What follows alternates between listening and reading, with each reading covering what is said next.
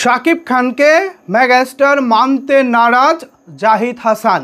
তিনি একটি গণমাধ্যমকে দেওয়া সাক্ষাৎকারের সময় বলেছেন, শাকিব খানের নামের আগে মেগাস্টার নামটা শুনতে নাকি তার কানে লাগে।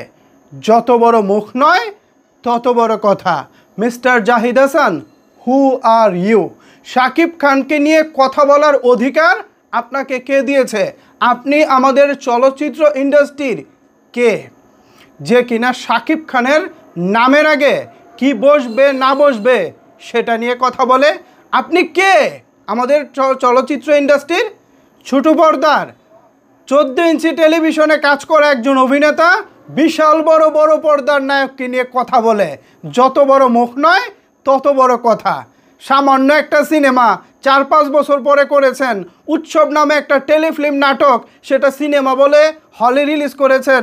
2-4টা শো হয়তো হাউসফুল যাচ্ছে, আর এতেই মাটিতে পা পড়তেছে না। শাকিব খানের মতো যদি বছরে বছরে ইন্ডাস্ট্রি হিট সিনেমা উপহার দিতেন, তাহলে আপনার অবস্থা কি হতো আল্লাহ ভালো জানেন। ভাইরে ভাই, উনি কে?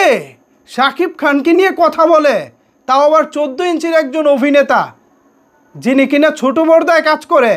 আমি আপনাকে চ্যালেঞ্জ করে বলতেছি মিস্টার জাহিদ হাসান, আপনি রাস্তাঘাটে বের হবেন এবং দর্শকদেরকে জিজ্ঞেস করবেন আপনার অভিনীত 10টি নাটকের নাম বলতে, দেখবেন কেউ বলতে পারতেছে না। আবার ওই একই ব্যক্তিকে যখন আপনি জিজ্ঞেস করবেন সালমান শাহকে চিনো, সে বলবে চিনি। আপনি যখন তাকে জিজ্ঞেস করবেন সালমান শাহ অভিনীত 10টি সিনেমার নাম বলো, সে পটপট করে বলে দিবে। কারণ কি জানেন? এটা সিনেমা। এই সিনেমার আলাদা একটা আবেদন আছে, এই সিনেমার আলাদা একটা জোর আছে। মরহুম নায়ক সালমান শাহ, যিনি 28 বছর আগে মরে গেছে, তার প্রতি এখনও দর্শকদের আবেগ ভালোবাসা বুঝতে পারতেছেন?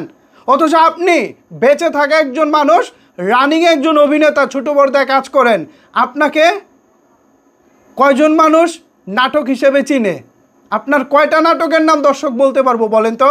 আর শাকিব খান, আপনি এক মাসে ঢাকার কোনো একটি ব্যস্ততম রাস্তায় দাঁড়াবেন, শাকিব খানকেও পাশাপাশি দাঁড় করাবেন।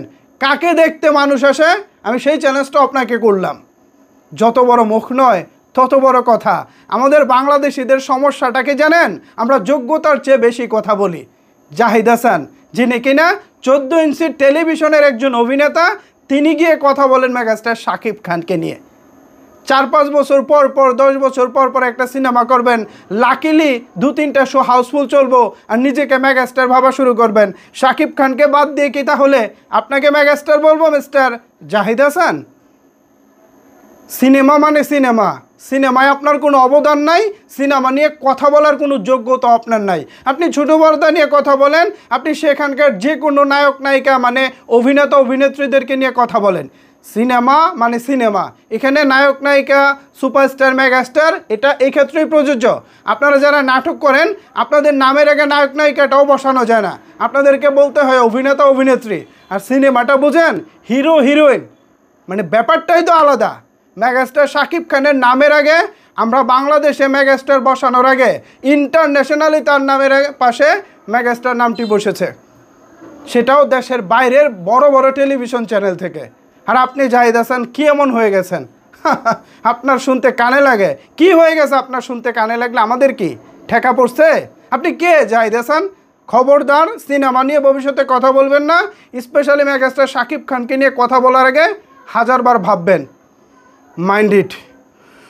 সাকিবিয়ানরা, ওনাকে নিয়ে যদি আপনাদের কোনো কিছু বলার থাকে তাহলে সেটি নিচের কমেন্টস বক্সে জানাতে পারেন।